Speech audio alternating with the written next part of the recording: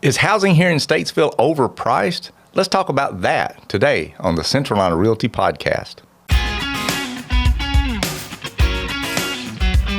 Welcome to the Central Carolina Realty Podcast. I'm Jay White, and thanks for stopping by.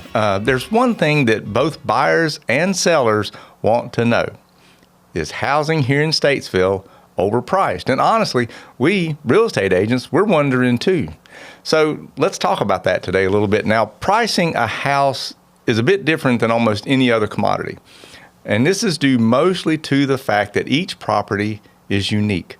Whatever piece of ground it sits on, it's the only one.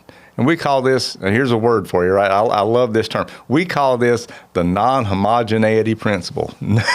I just like to say that. It's the whole reason I'm doing this podcast today, because I just wanted to say non-homogeneity principle. But anyway, it means that there's no two alike. Right? No two lots are alike, no two homes are alike. So each one is individual, and it makes pricing them a little bit of a challenge. So, and even to the point that even if you build the exact same floor plan in the same neighborhood, it's still on a different lot. So it's still unique, and it makes it hard to figure out the pricing on that. So there is a little bit of art to pricing, and there's a little bit of science to the pricing. And the only 100% accurate way to price a house, the true market value of a house, is determined at that magical moment when a willing buyer and a willing seller come together, form an agreement, and then close the transaction. That is the definition of the market value of the house. But we got to start somewhere before that, don't we? So as a licensed real estate broker, we can determine what we think a home will sell for within a range of pricing, kind of a low end and a high end, that range of pricing. And we call this a broker's pricing opinion. And it's what we do if you're thinking of selling and we come talk to you about your home, this is what we'll do. We'll come up with what's called a broker's pricing opinion on a range where we think that house will sell in the current market. This is different than what a licensed appraiser does. When an appraiser comes in, they come up with a specific price. They come up with a specific value for that home on that day. And that's important because it's the value of the home on that day. And that's what the appraisal is. It's a little bit different than what we do. So now the problem with both of these methods is that the information that we use to determine this value is based on existing sales. In other words, sales that have closed already in the past. And we call these lagging indicators. Another term I like to say, lagging indicators. And so what we're doing is we're basically taking old information, putting it together to guess at future performance. So there's a little bit of a knack to that. And this is the art part, right? When we talk about art and science, that's the art part. So we are part of the Charlotte market. By we, I mean Statesville. Statesville is part of the Charlotte real estate market. Statesville lies on the very northern edge of that market, but our math and all of our stats are based on sort of the Charlotte area. Now this is interesting. The average, here come the numbers, right? More of the science part. The average home sale in our market, in that Charlotte market, is about $449,000. That's the average of all the sales in there. That price reflects an increase in the last year of a little over 6% increase. So the Charlotte market, we're about $450,000, and that has increased about 6% in the last year. Statesville, just Statesville on its own, the average home sale in that same year has been about $295,000, substantially lower. But it reflects an increase in price of about 12%, almost twice the increase. So let's do that again, right? So the Charlotte market in general, the market we're in, has increased about 6%. Prices here in Statesville, even though they're lower, have increased almost twice the rate at about 12%. What does that mean? Honestly, I don't know. But what we think it means is that there's a good bit of demand being unmet here in Statesville.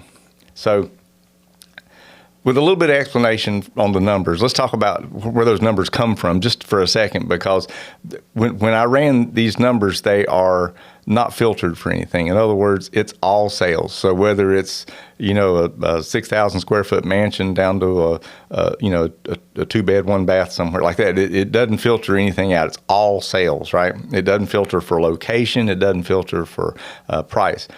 As you go up in price, you'll see that maybe that it hasn't increased as quickly. So there's a little bit of difference there. But we're looking at the overall trend for Statesville within the Charlotte market.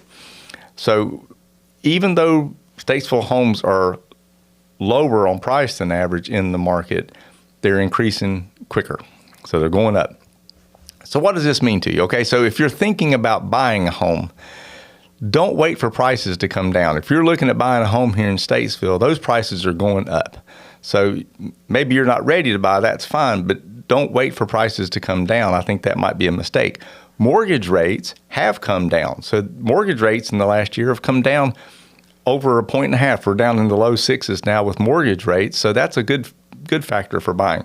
But if you think that if you think prices are going to come down in the near term, you're probably wrong. So don't wait for prices to come down. Now, if you're thinking about selling, if I'm being totally honest, it's a bit more complicated. So there's no question that if you've owned your home for 10 years or so here in Statesville, you've seen the price go up. So you know that the prices have increased, and it's a good time to sell in that sense. If you have to buy to sell, if you got to move somewhere, you know, it's going to be a little bit different. The pricing is higher than it was when you bought your house, so there's a little bit different there. But something to look at is that there have been several thousand building permits for new homes in our area to be built over the next few years.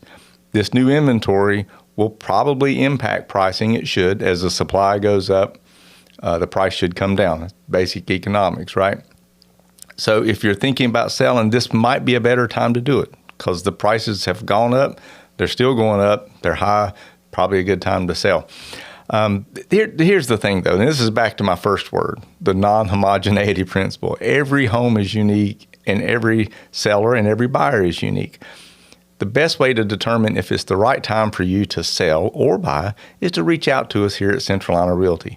We'll talk to you about your specific needs, find the path forward that's best for you, and come up with a plan that you'll be happy with.